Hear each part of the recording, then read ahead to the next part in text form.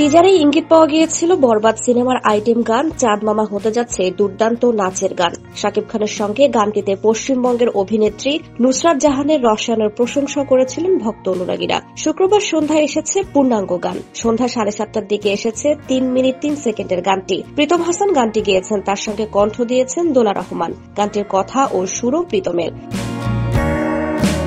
গত বছর রায়হান রাফির তুফান সিনেমায় প্রীতমের কণ্ঠে লাগে উড়াধুরা ব্যাপক জনপ্রিয়তা পেয়েছিল। সে গানের তালে নেচেছিলেন শাকিব খান ও মিমি চক্রবর্তী। চাঁদ মামার টিজার দেখে অনেকে মন্তব্য করেছিলেন এটি হয়তো লাগে উড়াধুরার মতোই জনপ্রিয়তা পাবে। সেটা হবে কিনা তা হয়তো আরো পরে বোঝা যাবে। তবে মুক্তির পর থেকেই দর্শক ইতিবাচক প্রতিক্রিয়া দেখিয়েছেন। এই প্রতিবেদন লেখা পর্যন্ত মাত্র আধা ঘন্টায় রিয়েল এনার্জি প্রোডাকশন ইউটিউব চ্যানেলে গানটির ভিউ 2 লাখ ছাড়িয়েছে। প্রীতম হাসানের চ্যানেলে ভিউ 20,000-এর বেশি।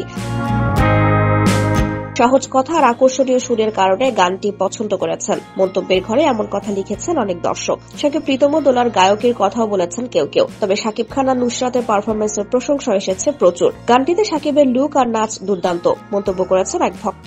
আরেক ভক্ত আবার নুসরাত জাহানের আবেদনময়ী নাচের প্রশংসা করেছেন। আরেক ভক্ত লিখেছেন, লুক পোশাক মিলিয়ে এক কথায় অনবদ্য।